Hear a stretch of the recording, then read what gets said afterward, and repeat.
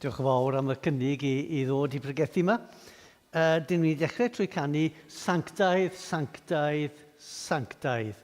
Dduw holl a lluog, mae'r llinell nesaf yn addas iawn, gyda gwawr y bore, dyrchafwn fawl i ti. Mae'r ail pennill yn dechrau fel hyn, Sanctaidd, Sanctaidd, Sanctaidd, nef waredigion, fwriant eu coronau yn wylaidd wrth y droed. Fi'n gobeithio byddwn ni'n neud yr un peth. Beth mae'n golygu taflu'n coronau wrth troed Iesu? Sgynno fi ddim coron, llythrenol. Unrhyw balchder sydd gynno fi yw taflu fe ffwrdd. Ond styried mae e'n haeddu bob coron. A hefyd, bod ni'n deud sanctaidd, erbyn diwedd yr emyn, byddwn ni wedi gweud sanctaidd lot fawr o weithiau. Yn atgoffa ni bod ni'n dod ger bron Duw sydd yn wahanol, mawr, anrhydeddus, pur. Ac felly bod rhyw fath o eisiau tawelu'n enaid. Dyn ni'n dod ger bron Duw. Gadewch ni felly ystyried bod ni'n dod ger bron Duw sanctaidd.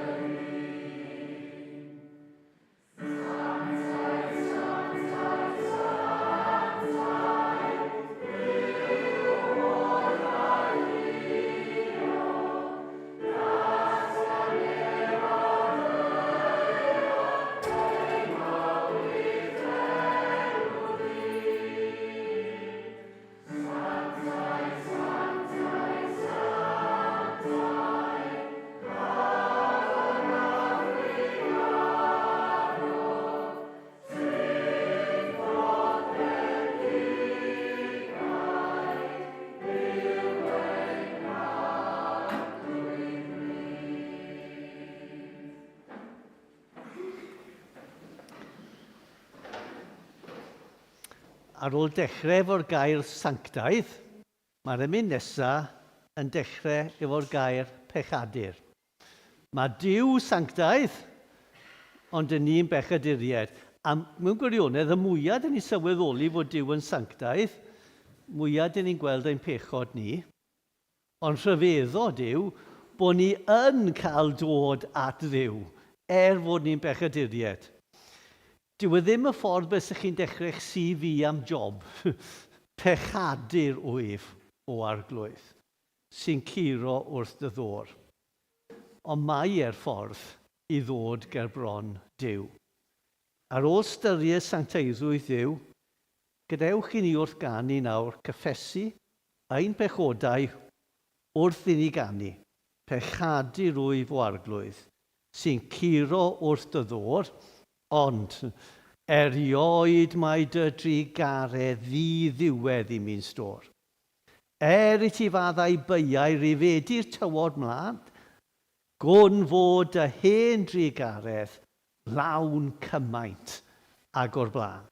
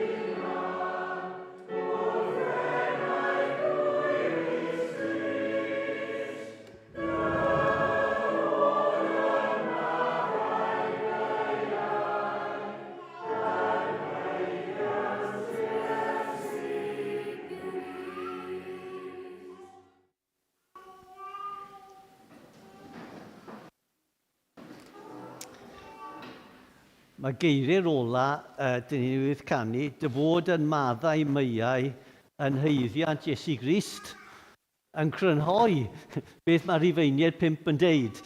Rifeiniaid 5 yw'r darlleniad adnodau 1 ar 10, ac mae hwn yn sôn bod Duw wedi maddau ein pechodau a beth mae hwnna'n golygu. Felly Rifeiniaid 5, dechrau yn adnod 1. A mae rhyw rai yn chwilio am rhywbeth yn y cefn, dwi'n meddwl beth sydd wedi digwydd. Na. Mae'n iawn. Reit. Rifeiniaid 5, adnod 1. Am hynny, am beth, wel mae'n deud, oherwydd ein bod wedi ein cyfiawnhau trwy ffydd, y mae gennym heddwch a Duw trwy ein harglwydd Iesu Grist. Trwyddo ef yn wir cawsom ffordd trwy ffydd i ddod i'r gras hwn yr ydym yn sefyll ynddo. Yr ydym hefyd yn gorfoleddu yn y gobaith y cawn gyfranogi yng ngogoniant Duw. Heblaw hynny, yr ydym hyd yn oed yn gorfoleddu yn ein gorthrymderau. Oherwydd fe wyddom mae o'r thrymder y daw'r gallu i ymddal. Ac o'r gallu i ymddal y dawryddi'n cymeriad. Ac o gymeriad y daw gobaith. A dyma obaith na chawn ein siomi ganddo. Oherwydd mae cariad Duw wedi ei dywallt yn ein calonnau trwy'r ysbryd glân y mae ef wedi roi i ni. Oherwydd y mae Crist eisoes yn yr amser priodol a ninnau'n ddiamadferth wedi marw dros yr anniwiol. Gobryn y bydd neb yn marw dros un cyfiawn. Efallai y cei rhywun yn ddigon dewr i farw dros un da. Ond prawf Duw o'r cariad sydd ganddo tuag atom ni yw bod Crist wedi marw drosom pan oeddem yn dal yn bechaduried. A ninnau yn awr wedi ein cyfiawnhau trwy ei waed ef, y mae'n sicrach fyth y cawn ein hachub trwyddo ef rhag ydi gofaint. Oherwydd, os cymodwyd ni a Duw trwy farwolaeth ei fab pan oeddem yn elynion, y mae'n sicrach fyth ar ôl ein cymodi, y cawn ein hachub trwy ei fywyd. Ond heblaw hynny, yr ydym hefyd yn gorfoleddu yn niw trwy ein harglwydd Iesu Grist. Trwyddo ef, yr ydym yn awr wedi derbyn y cymod. Di Dduw helpu ni ddeall iaith. Nawr fi'n credu bod y plant ysgol gynradd yn dod ymlaen i'r ffrynt. Right.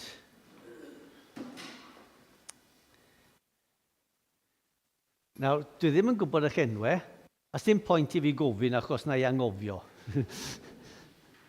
Reit, dwi eisiau chi dychmygu bod yna ddau ffrind yn ysgol, a maen nhw'n cweryla. Wir cweryla. A maen nhw'n gweud wrth ei gilydd, dwi byth eithaf siarad efo ti, byth eto, fi'n casau ti.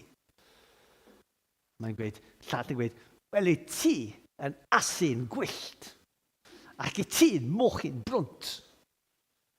Gyd y bethau fel yna. A maen nhw'n mynd i ffwrdd o ysgol adre.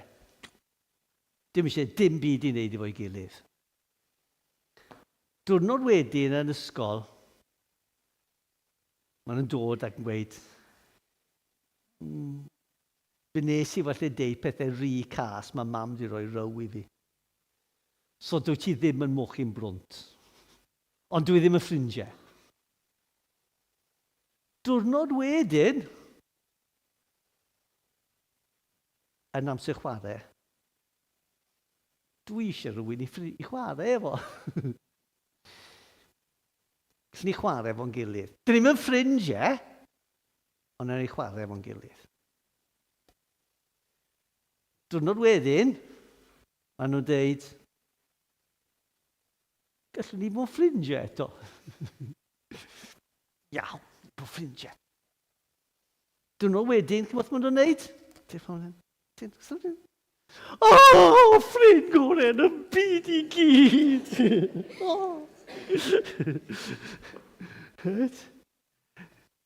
Be sydd wedi digwydd, y gair posh yw cymodi. Maen nhw wedi dod yn ffrindiau yn ôl. Dyna beth dwi'n ei pregethu amdano, ond mi'n credu bod chi'n mynd allan a byddwch chi ddim yn clywed e. Right? Ond beth mae'r adnodau dyn ni wedi clywed yn deud yw, lle dyn ni wedi bod yn gelynion yn erbyn Duw? Right? Perthynas ddim yn iawn. Dyn ni'n cael dod nôl yn ffrindiau, ond beth sy'n rhyfedd yw nid jes ffrindiau, ond ffrindiau gorau'r byd erioed. Ond mae'n rhywbeth mwy yn digwydd. Mae un o'r plant yn plentyn am ddibad. Fod mae'n goffo byw mewn cartre efo tad a mam di marw.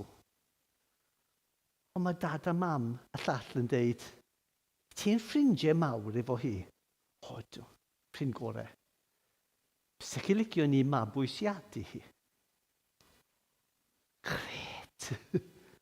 A mae cael dod, a nawr, nid jyst yn ffrindiau gorau.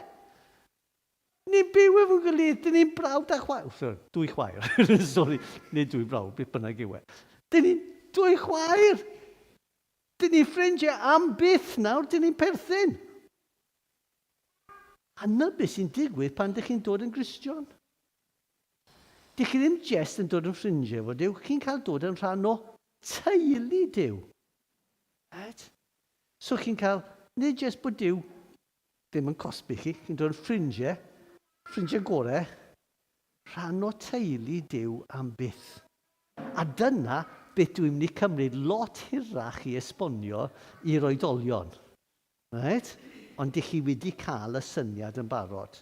Trwy Iesu Grist, dyn ni'n cael cymod dod y ffrindiau gorau efo Dyw am byth. Diolch yn fawr, gawch chi'n mynd nôl i'ch set.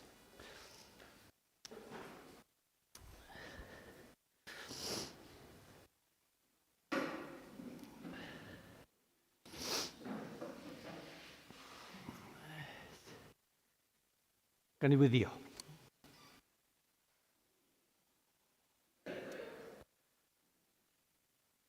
O da gawn ni ofyn y bydd gwirionedd y cymod sydd i ni yn Iesu Grist yn lloni ein calonnau.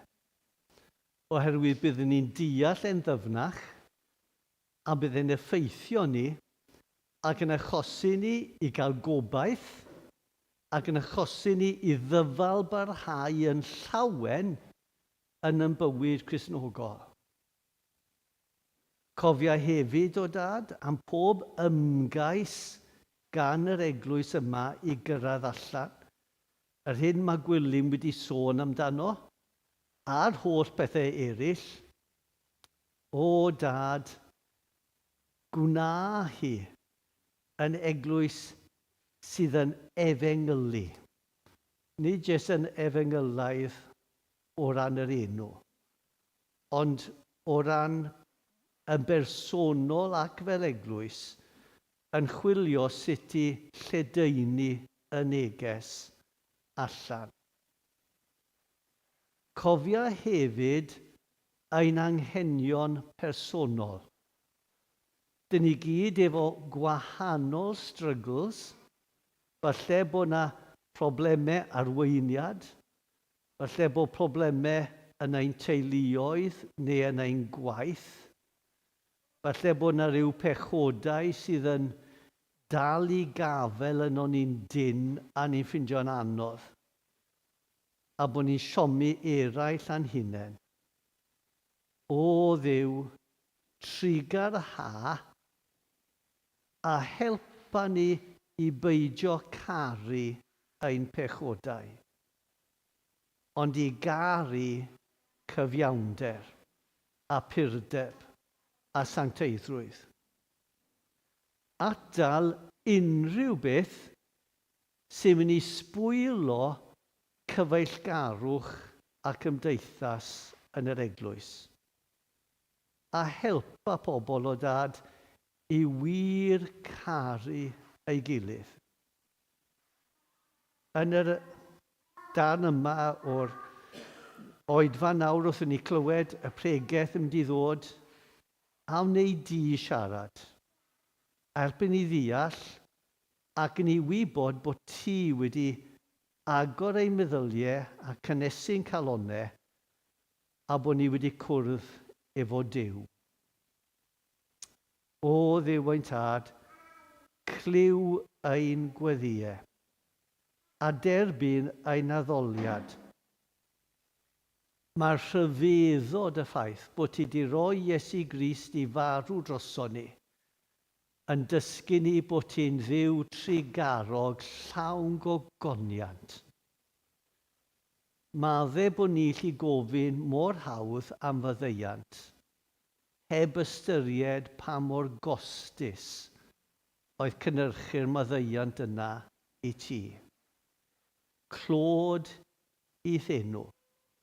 Helpa ni yn ein calonnau, yn ein teimladau, yn ffigurol, i taflu ein coronau ger bron Iesu Grist ein harglwydd. Amen. Yr emyn nesaf, dyn ni'n mynd i ganu, dyn ni'n gyfarwydd iawn ag yn Aber, ond fi'n credu mae tro cynta i chi canu fe ym Mangor. Dyw y gras sy'n synnu syndod, cyfieithiad o God of Grace, Amazing Wonder, fi'n credu yw yn Saesneg, ond dwi rioed i canu fe yn Saesneg. Dyw y gras sy'n synnu syndod, anorchfygol yw a hair, o mor wirthiol ei drigaredd, Iesu'n estyn at y gwair. Dyw y gras rwyf yn rhyfeddu i ti ddod i'n bywhau, roes dy waed y hun yn brydwerth, pris a'r swydus un iachau. Rhyfeddu at ras Dyw ydy pwnc yr emyn. Na fe?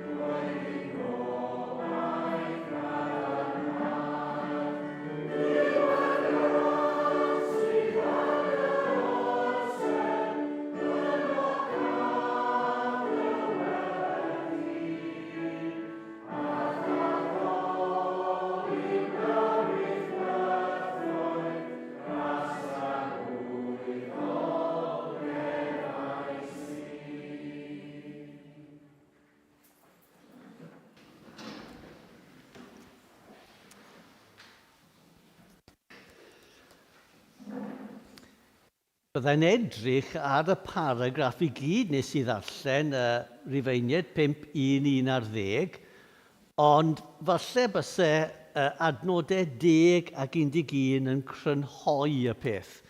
Dwi eisiau sôn, a dyma crynodeb o'r pregaeth i chi, i rhyfeddu gymaint yw'n cymod ni a Duw, fel bod ni'n dyfal parhau i fyw iddo fe.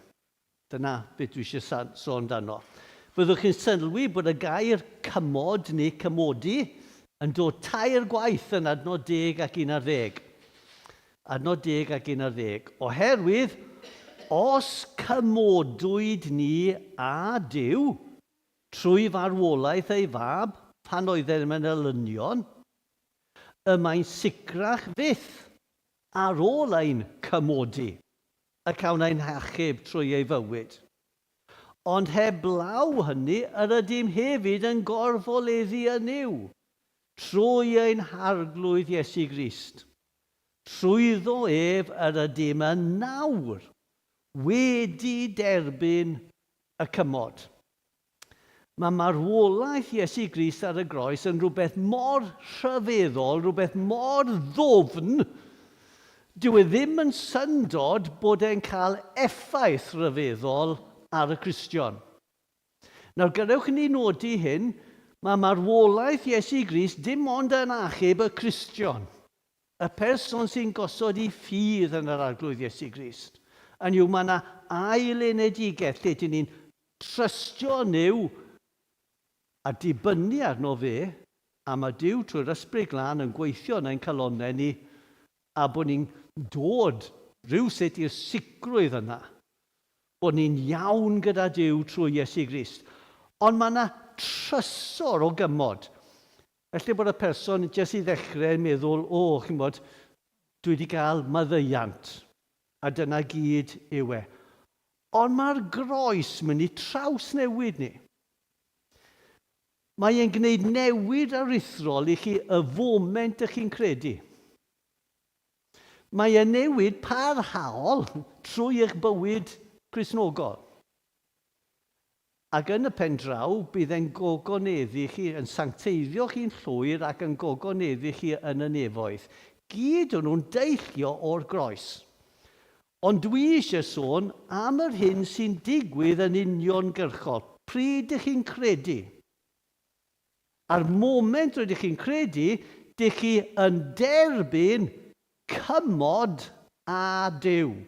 Meddai adnod 11, trwyddo ef yr ydym yn awr wedi derbyn y cymod.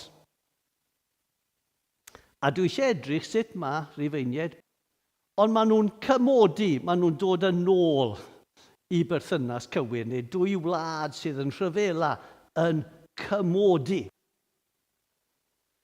Ond mae'r paragraff yma, fi'n credu, yn dangos pa mor fawr yw'r cymod dyn ni'n cael gyda Duw. A dwi eisiau nodi 4 peth am y cymod yma. Cynta i gyd, mae digofaint Duw yn cael ei heddychu. Adnod 1 yn gweud, mae gennym heddwch a Duw. Adnod 9.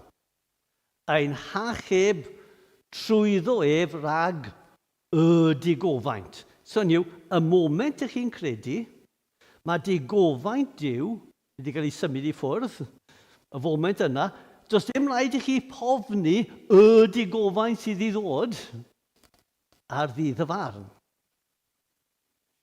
Pam? Achos syrthiodd digofaint ffyrnig Duw yn erbyn pechod ar Iesu Grist ar y groes. Ac fe cosbodd Duw y tad Iesu ar y groes a'i ddigofaint ffyrnig heb awns o trigaredd. A fi'n siŵr o hynny achos does na ddim awns o ddigofaint ar ôl i'r Cristion. Mae digofaint llwyr yn cael ei tywallt ar Iesu Grist yn y 2 awr o dywyllwch na ar y groes. Ac achos bod e'n ddwyfol ac yn infinite, mae'n clirio'n beiau ni am byth. Dim digofaint ar ôl. A mae hwn yn rhywbeth mawr. Ydych chi weithiau'n cael eich hontio gan eich pechod? Mae rai pobl, mae yna rhyw pechod yn ei gorffennol, maen nhw byth yn gallu anghofio fe, maen nhw'n cael ei hontio amdano fe. Mae gen i chi weid hyn, mae gennych chi heddwch a Duw. Mae digofaint Duw am y pechod yna wedi delio efo. Does dim hontio a'n meddwl Duw amdano fe.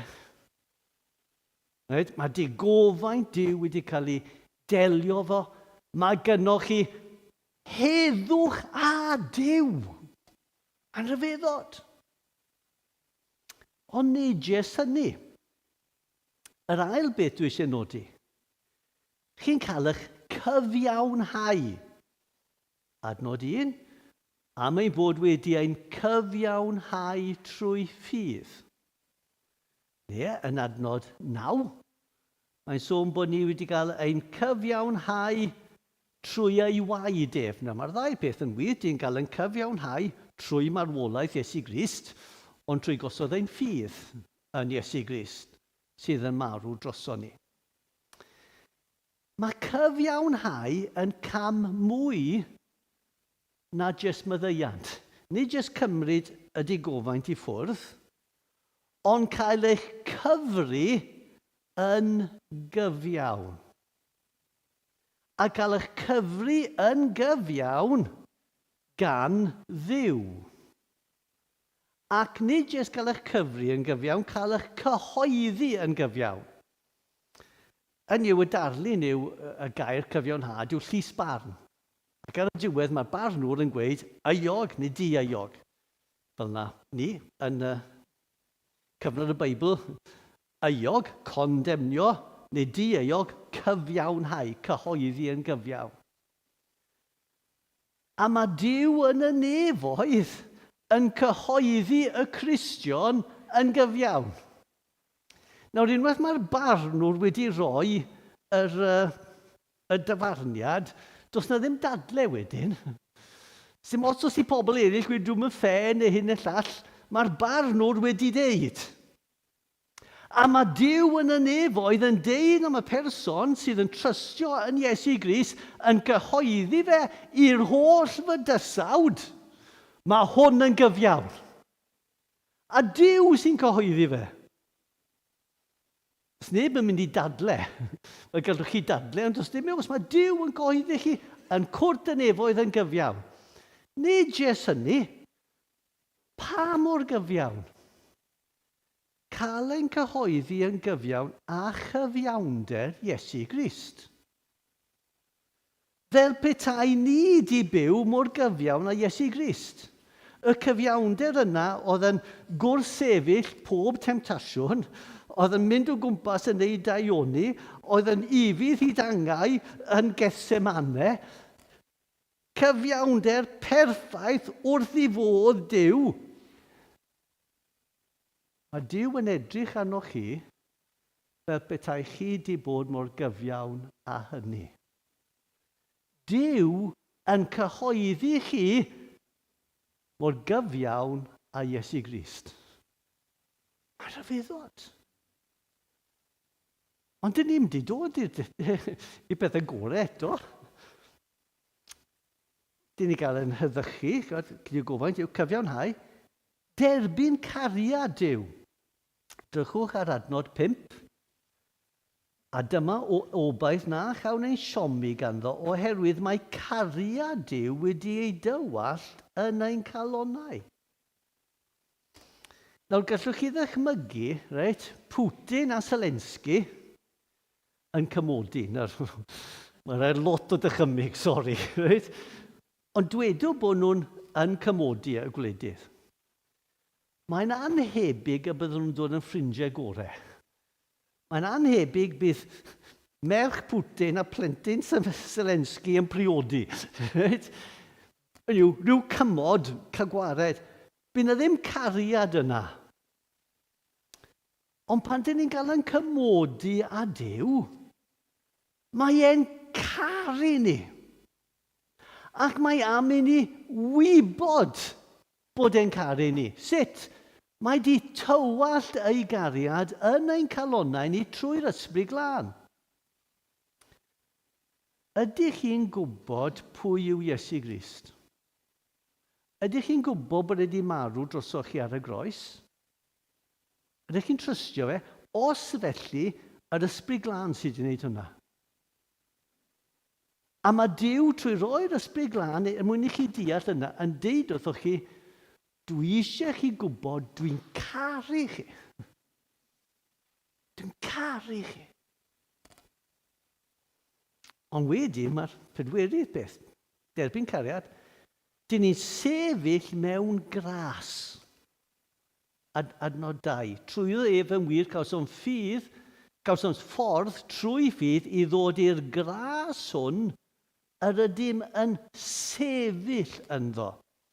Gras yw cariad ych chi ddim yn haeddu. Dyma pam o'n i'n dewis yr emyn cynt. Dyw y gras sy'n synnu syndod. A medde fe, unwaith chi wedi cymodi, dych chi yn sefyll mewn gras. Yn yw, chi'n aros mewn gras trwy yr adeg. Nes mlaen yn y penod, adnod 21, mae Paul yn gweud, mae gras yn teyrnasu. Yn yw, ynglyn â chi, gras sy'n reoli. Ble bynnag ydych chi mewn gras. A dwi'n dychmygu, Niagara Falls o ras, ac yn mewn Niagara Falls, neu gyw fath o hanner cilch. A mae'r Cristion yn y canol.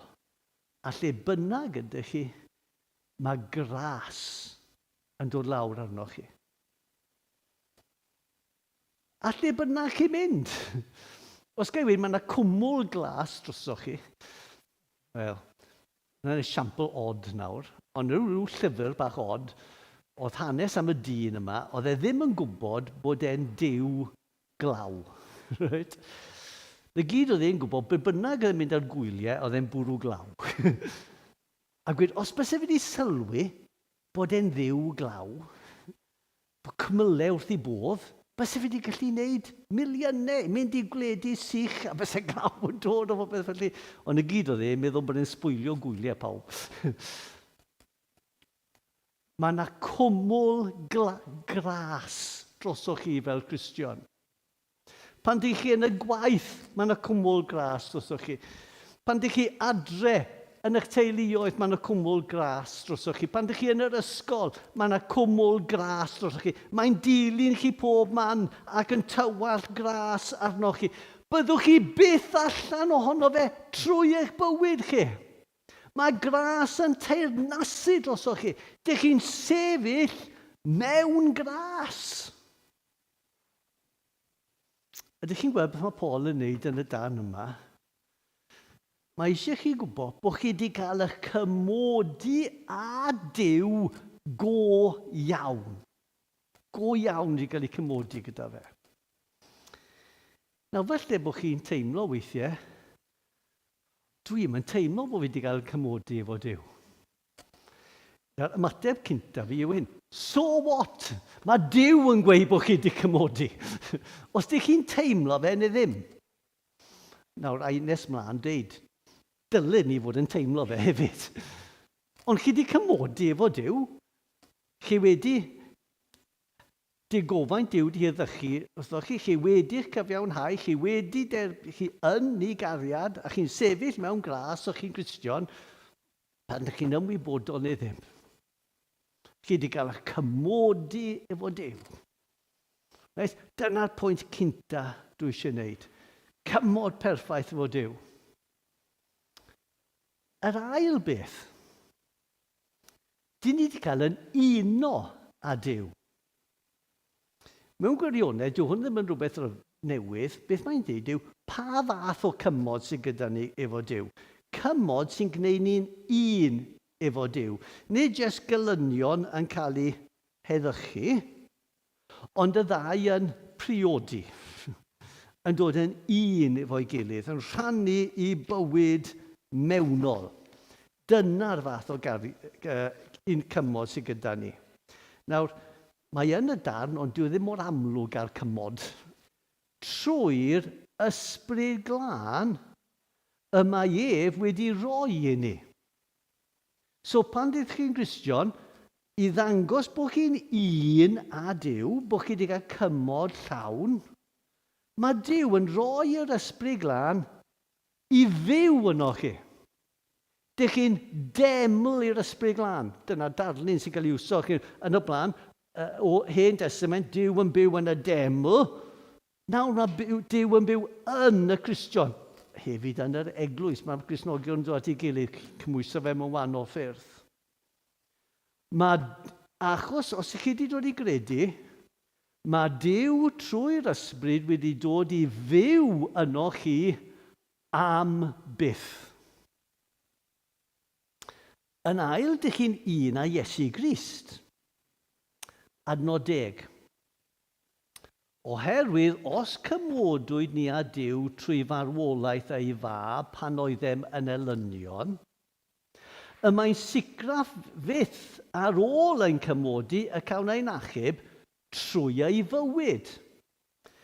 Fi'n cofio mynd at yr adnod yma ac yn trial deall ac yn methu deall yr ymadro. Sut ydyn ni'n cael ein achub trwy ei fywyd?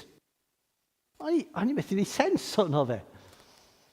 Ac o'n i'n darllen esbonio Dr Martin Lloyd Jones, bydd esboniadau eraill yn dweud yr un peth, a'n gweud, cyfieithiad gwell yw nid trwy ei fywyd, ond yn ei fywyd.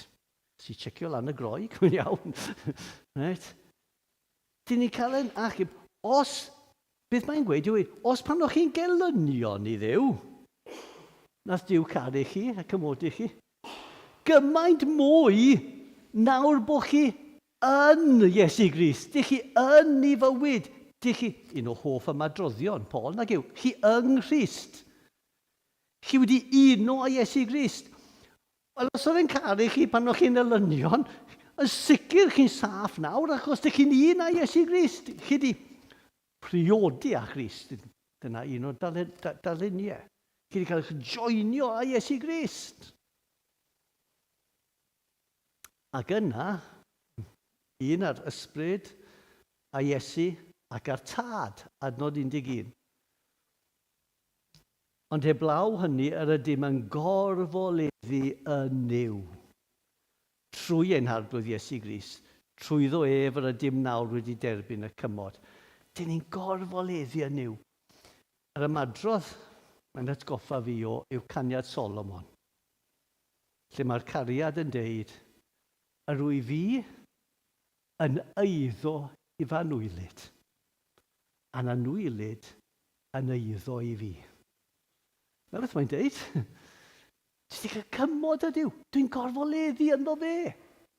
Dwi'n perthyn i Dduw, a mae e'n perthyn i fi am byth mewn undod o gariad.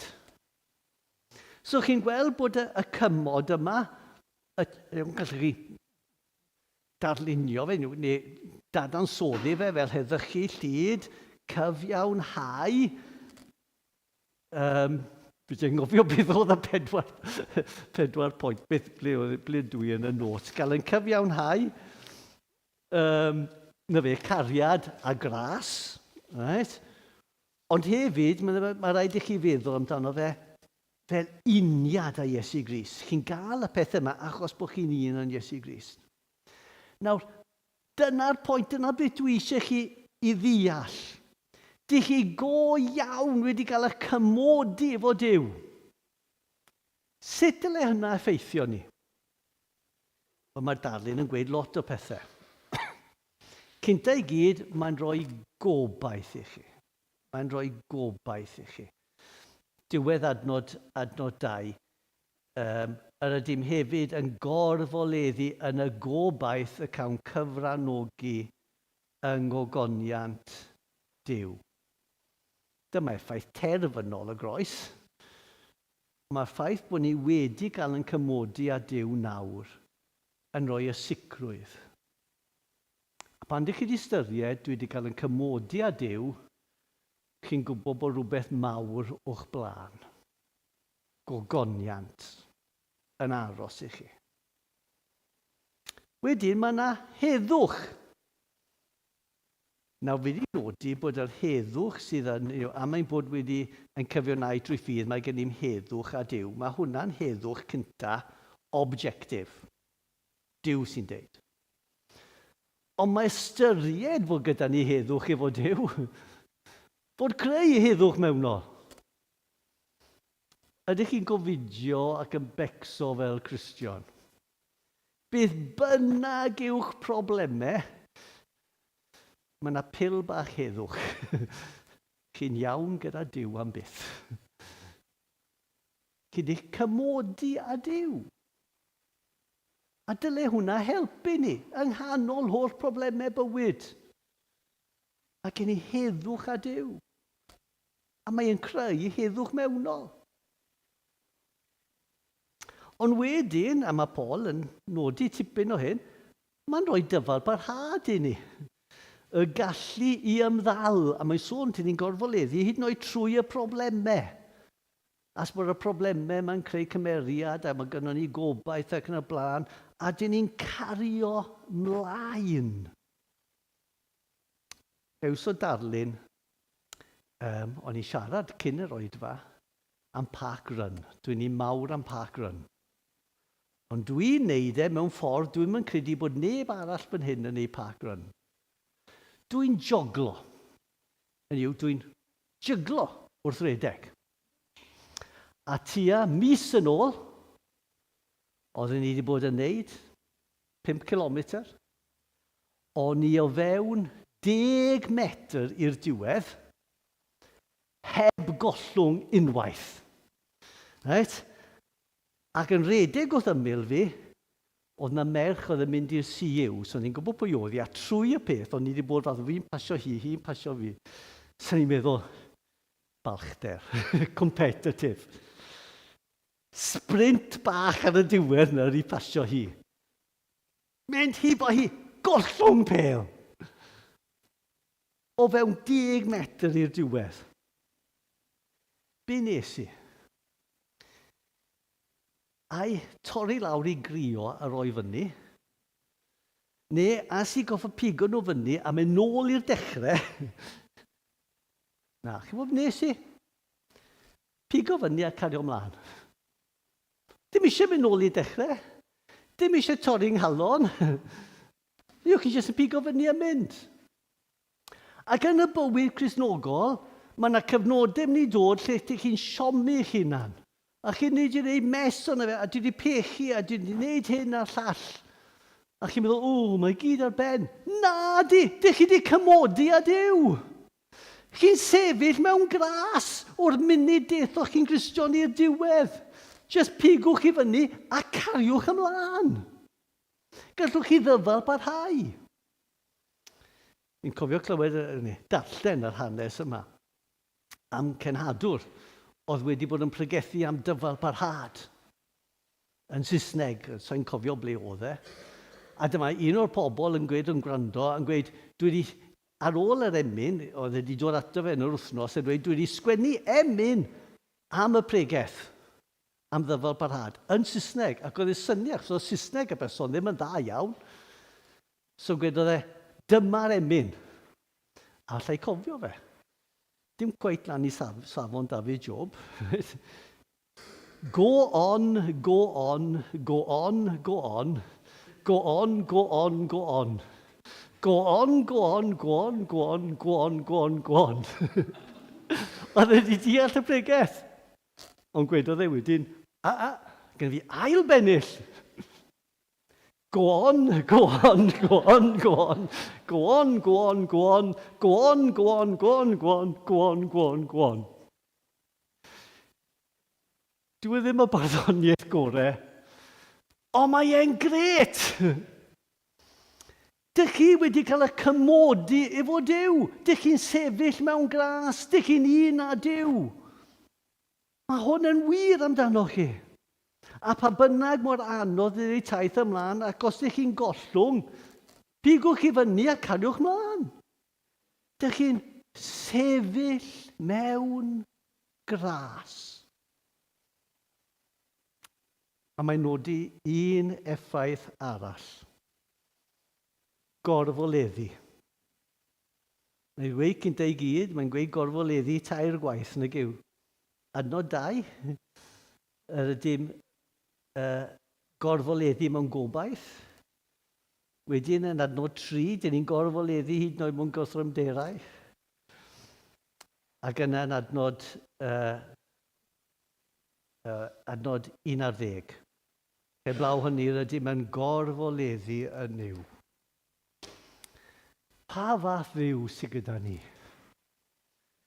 Duw sydd yn cymodi pechaduriaid. Gogoniant iddo fe. Amen. Wel, dyn ni'n mynd i gorfoleddu wrth ganu A mae'n cymod a Duw. Dyn ni yn Iesu Grist. A dyma pwyslais yr ymyn trwyddo fe, dych chi'n gyfarwydd, fi'n siŵr am ermyn, yng Nghrist ei hun, mae'n ngobaith i. Mae'r holl bendithion nawr ac wynebu marwolaeth i gyd yn dod o'r ffaith bod ni'n wedi cymodi ac wedi'n uno â Iesu Grist.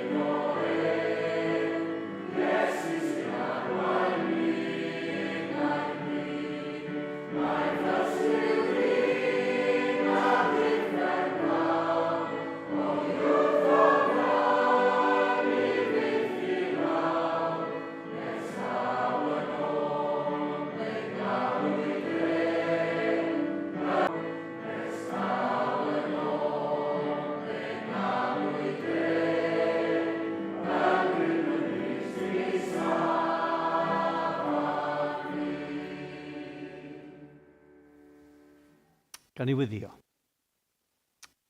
O Dad, helpa ni i ddeall cymod mor fawr, mor ddwfn sydd i ni trwy marwolaeth Iesu Grist yn ein lle. Ac i ni orffwys yn hyn. A profi heddwch, gobaith, dyfalbarhad a gorfoleth yn y fath cymod. Amen.